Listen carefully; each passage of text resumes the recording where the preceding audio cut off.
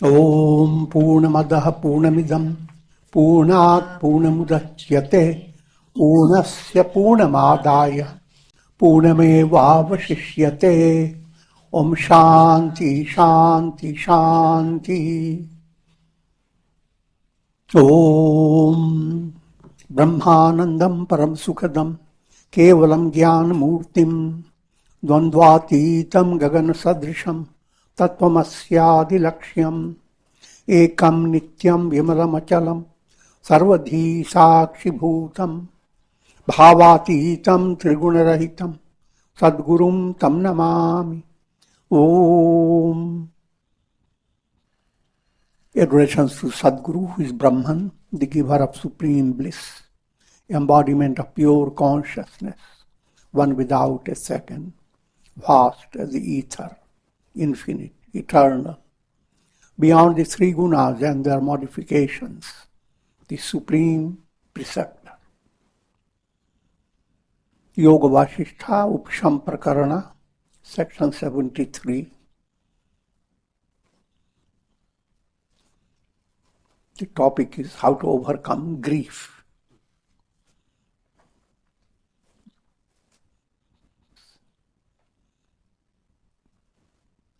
Summary of all problems that people face. In brief, it is grief.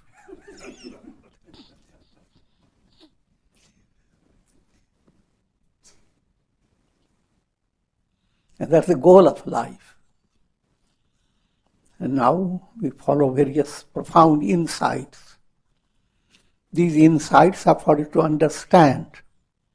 In practice, you have to devote yourself to integral yoga. Every aspect of your personality must be put in proper order. Action into karma yoga.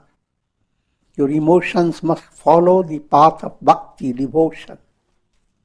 Your will must become in tune with God's will. It's dhyana yoga. Your reasoning, intellect should not stay in a caterpillar level. It must move into intuition level. All these four must go on. You don't have to work to count the four. They are always together. By sipping alcohol, one is led to crave for alcohol more and more. First you convince a person how wonderful it is to go to a drunken shop. A person in the beginning may not be so much inclined to it, but somehow you lead the person starts tasting it. Now he begins to miss it. So, it starts with sipping the alcohol. The person simply says, I'm going just to sip it. But then it takes over, it completely overpowers the mind and you become dependent upon it. This allegorical description is to give insight into Vishaya Ras. Vishaya Ras means worldly pleasure, happiness derived out of eat, drink, be merry. That type of happiness that everyone looks for through progeny, through fame, through wealth. All these people acquire so that they can secure Vishaya Ras, luxury, comfort, good taste. But as Vishaya Ras increases, or your love for Vishaya Ras increases, egoism swells more and more. Egoism that subject will be talked about again and again. It is the root source of all your trouble is ignorance. Next to ignorance is egoism. If you overcome your egoism, you don't worry about ignorance. But overcoming your ignorance, your egoism is not one-step movement. All your progress, led by integral yoga, is meant to bring your whole personality to a state of humility, not ego-pressured personality, but ego that, because the load of ego becomes so light that you can shine with your ego, jump around, but it doesn't create burden on you. I'm using allegorical language. Same ego that overpowers the mind. Mind has its own expectations, it has own plans. But when ego is upset, or ego is tamasic or rajasic, then the entire field of your mind becomes envenomed, becomes agitated, your whole angle changes. Ego is a dominating captain, or rather a general of the army of the demoniac forces. Now, I will turn your attention to teaching from the Gita. Dhyayato vishayan punsa sangasteshu pajayate. By constantly repeating, constantly experiencing the Vishaya ras, Vishayan, if your mind is constantly fascinated or thinking about objects, in the beginning you start thinking and it is thought process is under your control. You dismiss it. But if you continue several days, now it becomes, you begin to miss. Your mind opens the door to good things by good omen. And that omen becomes your object, Vishaya, the type of object that you have started repeating in your mind. Dhyayato Vishayan. Sangasteshu pajayate. You become dependent upon it. Called sangha, attachment. Sangat sanjayate kama. When you are attached, now desires spread out like branches out of your attachment. Because now you have various desires to get hold of that which gave you happiness to your mind. Sangat sanjayate kama.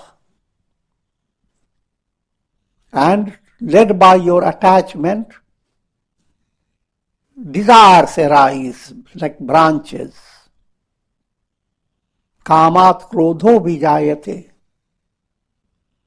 And the more you are gripped by desires, greater is your inability to control your mind during challenging situations that create temper. So dhyayato krodho vijayate. Krodha means agitation in your mind. Mind loses the joy of peace or serenity. Krodhat bhavati sammoha. When anger takes over your mind, Now you are drowning yourself into moha, deluded type of vision. Some moha, smriti brahma. And you forget what your goal is, who you are, what you are striving to attain. This was smriti vransh, loss of memory. Smriti vranshat buddhi nasho. And that brings about dullness of your intellect. Intellect loses the capacity of guiding the mind and thereby guiding you. Buddhi nashat pranashyati. And if you are not led by your intellect, your whole movement of your life is like going after a mirage, going after cycle of birth and death. Vishaya Chintan must turn into Ishwar Chintan. That's the message behind it. Just like mind has the habit of go on working upon the things you have enjoyed and go on remembering it again and again. And that builds up within yourself, is increasing will. May I have that. May I secure it. And so forth. In brief, if desire leads to anger. Anger here is a broad term. It relates to agitation. Sometimes a desire has given you a lot of prosperity. But prosperity has brought your mind to a state of elation, not calmness. That elation also comes in the category of krodha, anger, in this context.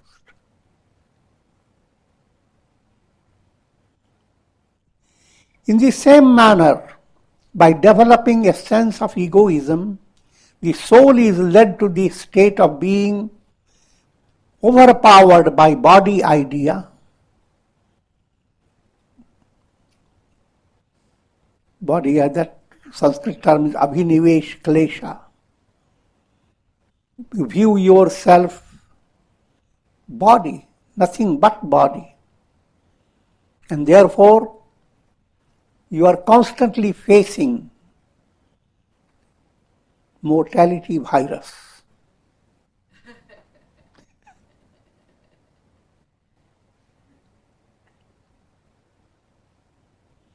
And in that stage, mind becomes so debilitated that shadripus, kama, krodha, lobha, moha, mada, matsarya, they dominate your mind. Kama, desire, passionate desires. Krodha, anger. Lobha, greed. Moha, deluded infatuation. Mada, conceit. Matsarya, constantly looking for negative things in others and talking about it. Jealousy. And talks of jealousy all come under Matsarya. These are again highlights of impurities. And many other branches come forth from these impurities. And they secure grief. You are now entering into a whole garden of grief.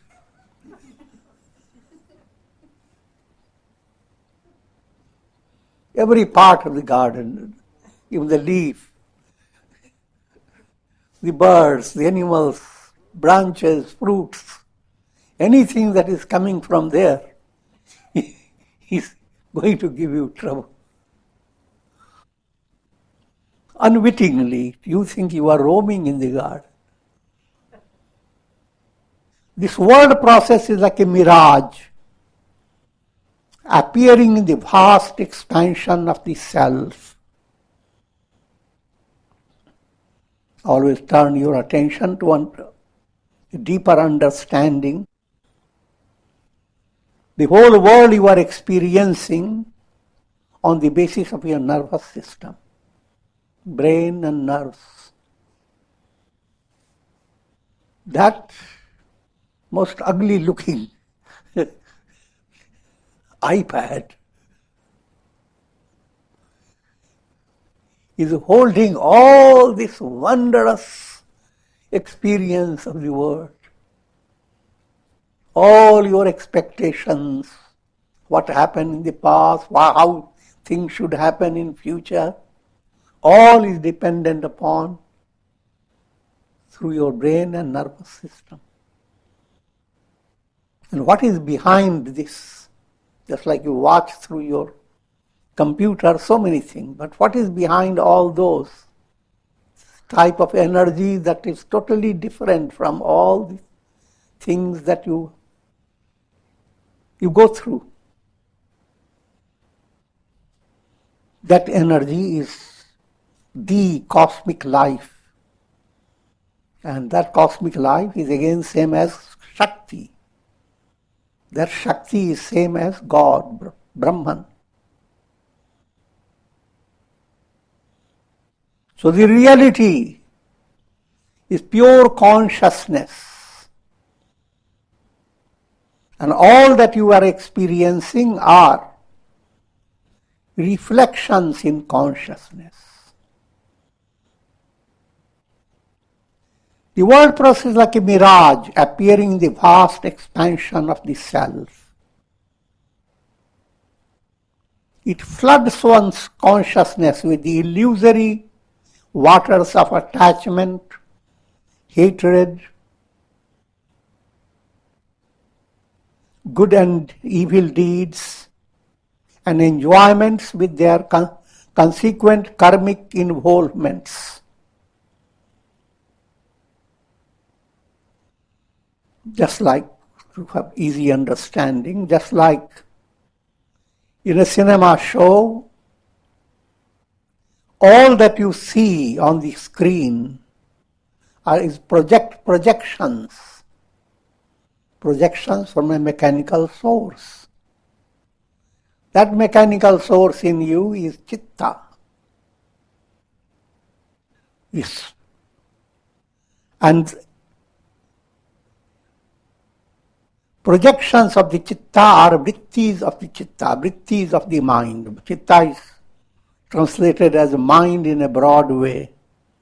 The term is chitta, chitta vritti nirodha. Yoga is to control the vrittis of the mind. All your experiences from bondage to release are backed up by the vrittis of the mind. Take the vrittis away. All that you watch in a cinema show is dependent upon projections. Take the projections away. Screen is, that is what's the reality behind the projection. The screen has not been touched by all those projections. That screen-like reality is pure consciousness known as chit. But when the chit gets involved with projections, then it's called chitta. And chitta becomes the basis of your karmas, your being in the state of bondage that lead you through the cycle of birth and death again and again. It is pure consciousness tinged with ignorance that assumes the role of chitta. Chitta in turn gives rise to ahamkara. Ahamkara is the ego. egoism, which when reflecting on the object of the world assumes the role of manas, mind. Put it in simple way, pure consciousness, which is like a screen, involved with projection movement. The screen has taken another role that's called chitta. That role has 4 fingers, 4 aspects. Again, another word we use, antahkarana chatushtaya, 4-aspected mind. In that 4-aspected, we begin with chitta, but this chitta is different from the first chitta I have. Just like you talk of Washington, 2 Washingtons. They don't contradict each other. But one Washington is the ruler, is like the chitta. The other one is in a limited state. Similarly, chitta term that contains all the 4. Special chitta, called term chitta is well known. Ahamkar, egoism. Buddhi, intellect. Manas, conscious mind. Man, buddhi, chitta, ahamkar. Or man, buddhi, ahamkar, chit, whichever way you call it. 4-aspected mind arise out of chitta. And behind that chitta, there is nothing but chit, pure consciousness. Mind and ego are interdependent. Now the interactions are being mentioned. Your conscious mind, its role is to experience, go after objects with the help of senses. And its role is sankalpa vikalpa. Mind's role is to choose where to go, where not to go, what project to adopt and what not to adopt. All that mind performs. But that function of your mind has a great relation with your intellect and your ego. You can either listen to your intellect, reason, or be driven by your ego. When intellect tells you, it's like a good friend reasoning, giving you some points. But when ego tells you, it's a slap.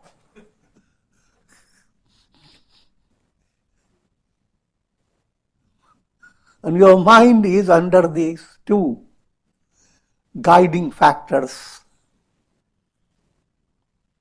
In other words, I always give a simple simile that if you enter into a hall of so many people, they're talking about so many things, and your intellect tells your mind, forget about these things, are useless.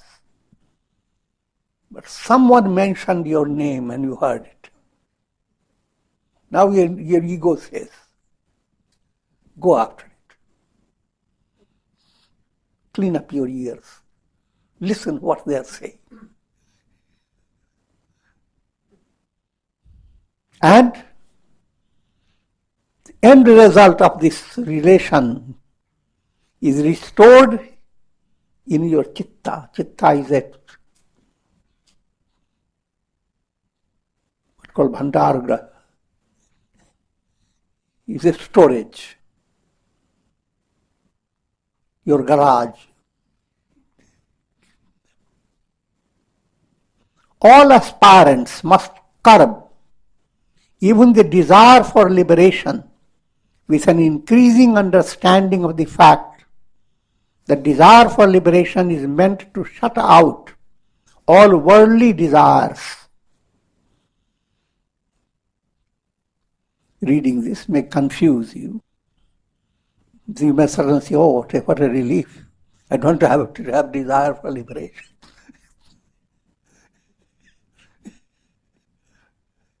But the topic is to understand how all things in the world are attained by you through desire movement, sakamya movement. You desire to be comfortable, therefore you do certain things. And your karma brings its fruit. If you don't do the karma, then the fruit will not come.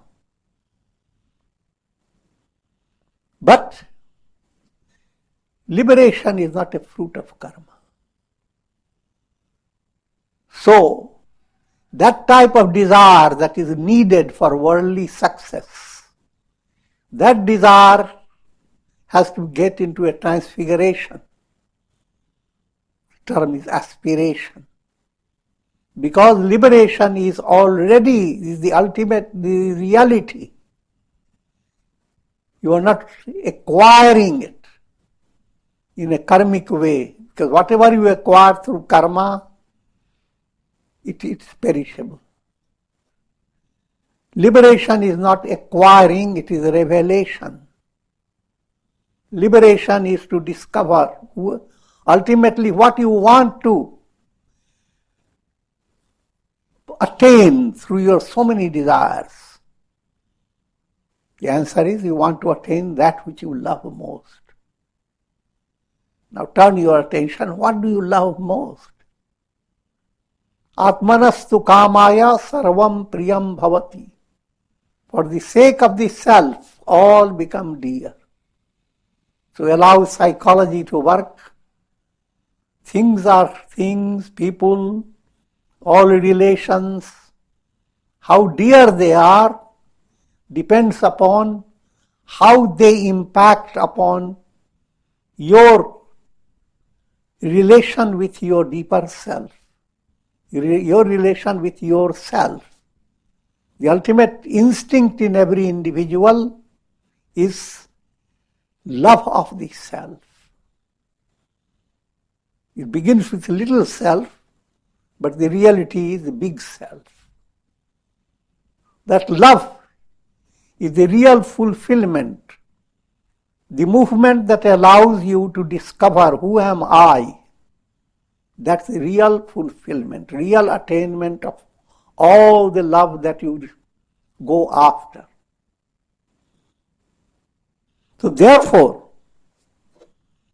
an aspirant must curb even the desire for liberation with an increasing understanding of the fact that desire for liberation is meant to shut out all worldly desires. But in its finality, even this desire must not be allowed to persist. Your mind can handle the term desire to attain liberation with the understanding that that term you are using to shut out desires for worldly objects. But you have to understand that the term desire you are using is not in the category of desire.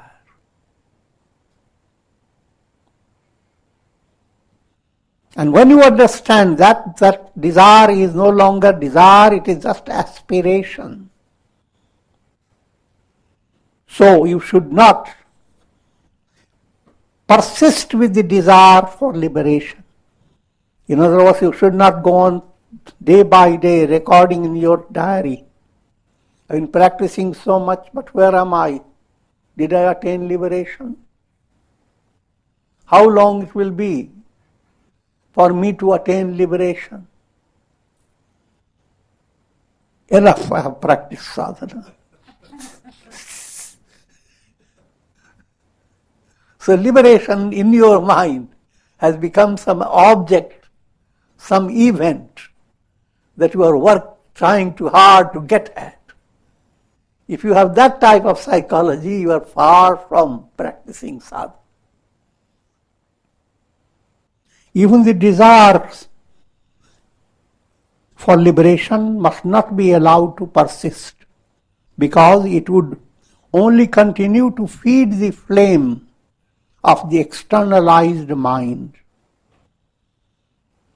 But when this final desire is renounced by the profound revelation, I am Brahman, one attains liberation in an effortless manner. All termination of desire, that's subtle point that's presented as your purpose behind sadhana, how to become free of all desires. And you can use your mind in two ways. Get rid of all desires, or fulfill all of them. The next type is the best type. That doesn't require effort to maintain tension in your mind. How many things you have to give up.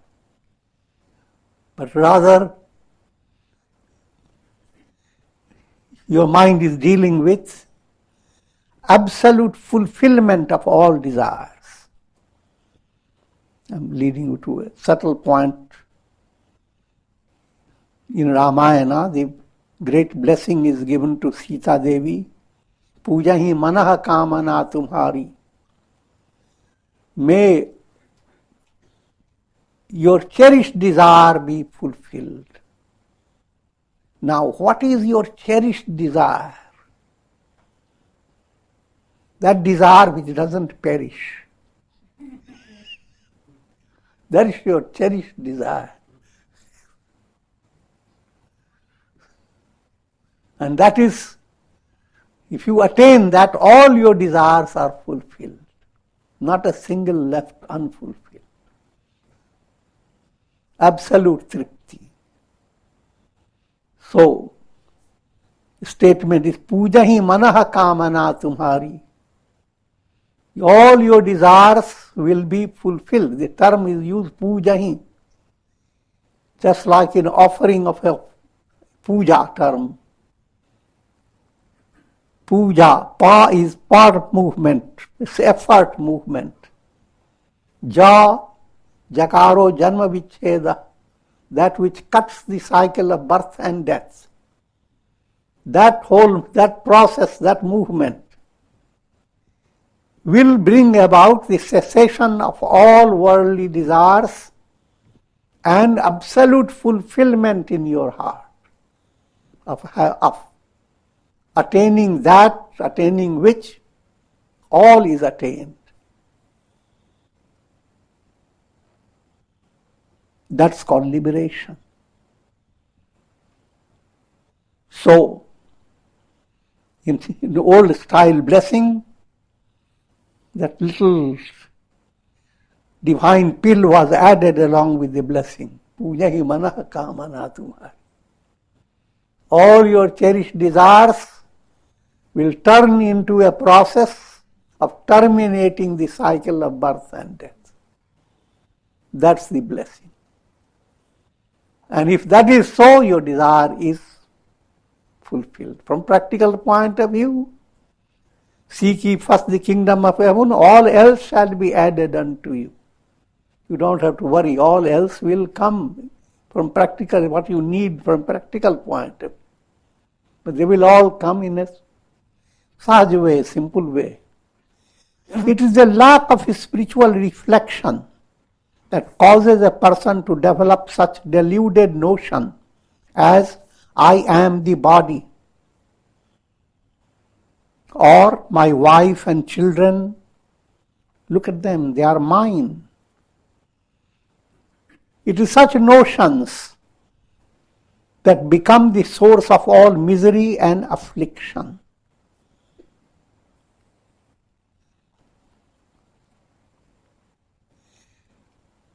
What you are being led to understand, the role of Manana, 4 points are important in spiritual sadhana in advanced level called shravan chatushtaya. Shravan, listening, which is not ordinary listening. Your mind must be ready, receptive, with a sincere heart to understand how you should be guided to that type of shravana. And then when you receive the teaching and you are inspired by them, then do manana, try to assimilate it, chew the cud. Nothing in your mouth, but go and chew it. So, lots of time can go into manana in a most delightful manner. And then comes nidhidyasana. Now, buddhi, guided mind, when intellect begins to develop purity and begins to guide the mind, and mind is not under the influence of ego.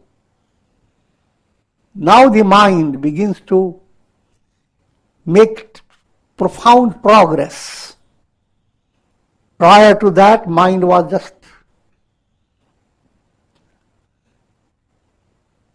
just like a swan in an egg shape within the egg, not hatched yet.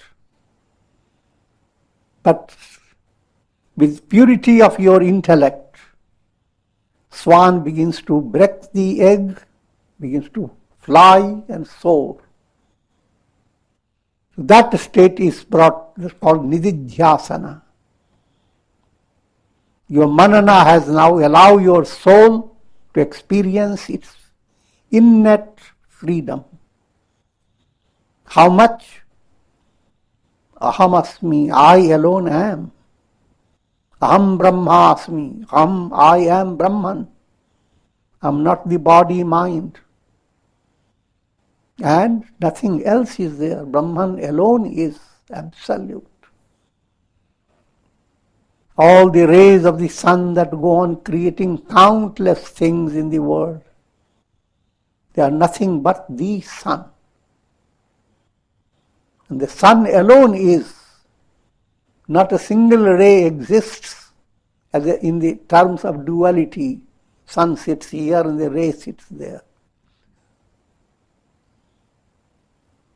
Led by delusion, a person believes his body to be the knowing spirit.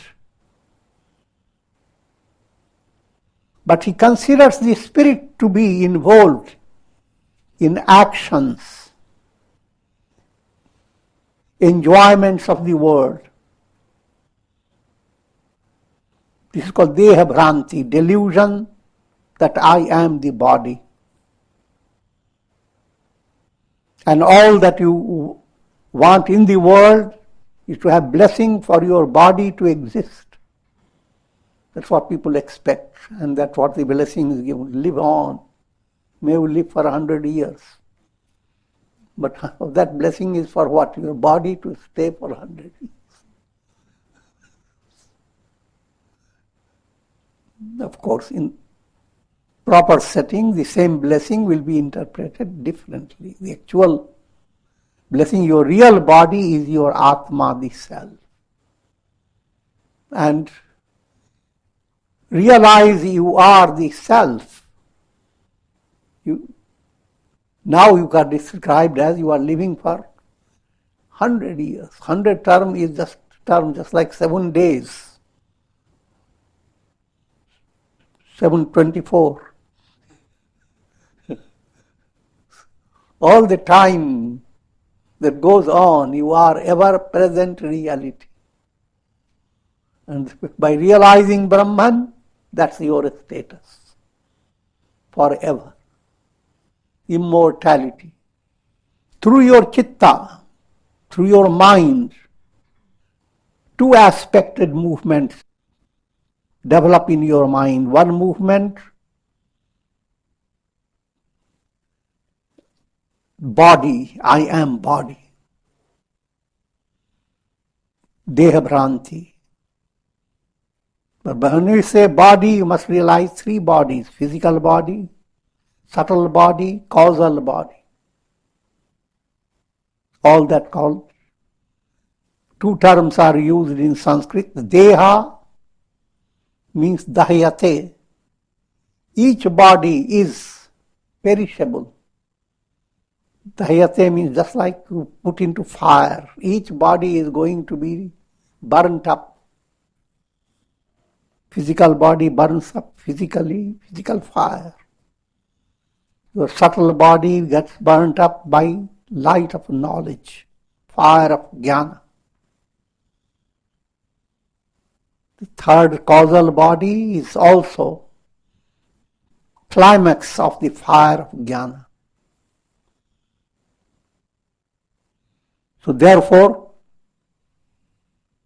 term is used de.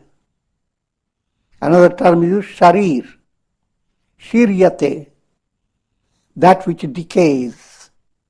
Physical body decays, I don't have to argue about it. You age. Subtle body also has its decay. Subtle body sustained by desires and some subconscious desires. And desires melt, desires decay, new desires arise, and ultimately all desires must move away. And same applies with your causal body. So all this is called sharir, shiryate. They come to an end, termination. Physical body, subtle body, causal body. But the real I am is ever the same. So you are always a blend of the eternal I am, blended with illusory I am. The illusory I am needs to be brought under the light of your intellectual understanding. And that light has two stages. The intellect grasps, led by proper teaching and satsanga, that I am not the body. That's an intellectual attainment. When you are firmly convinced with trust and faith, you are not the body.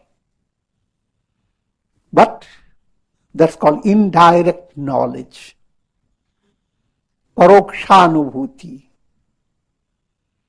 Now that becomes your basis of inspiration and further movement until it becomes direct revelation, called aparokshanubhuti.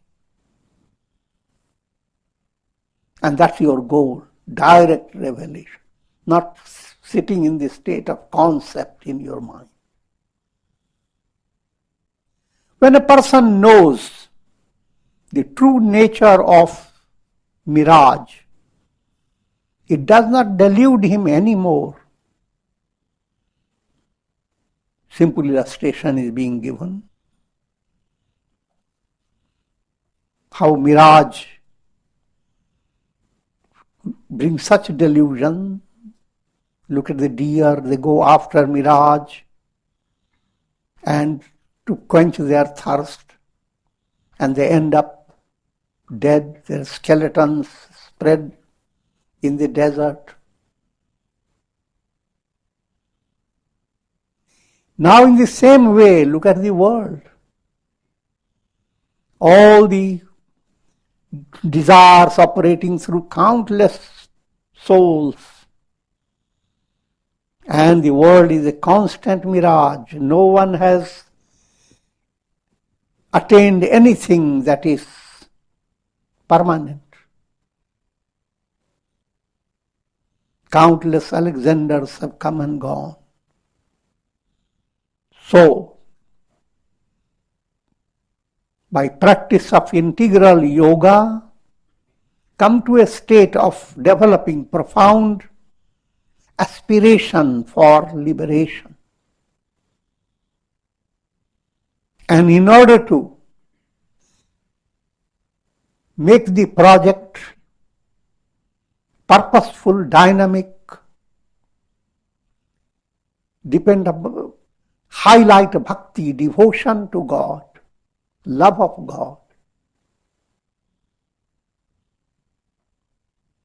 The result will be the vasanas of your mind, the subtle desires of the mind, when they are freed of malina vasana, impurities, then they are like cloud that has lost its opacity. They have become like a fleecy cloud, very artistic fibers floating in the sky. And they are bringing out the glory of the sun in a more specialized way. Sun is shining everywhere. But when you look at the cloud and sun is coming through it, it has much more specialized way of glorifying the sun. Same mental process that's like a dark cloud constantly holding on to all the substance that rains down, grief, in brief. The same cloud now becomes fleecy clouds, beautiful, artistic, dancing in the sky and shining, bringing out the light of the sun, as if praising sun in an allegorical manner, or as if becoming a channel of divine grace. And that's the saintly mind. That's the mind to be attained. That's the enlightened mind. And with this, I will conclude.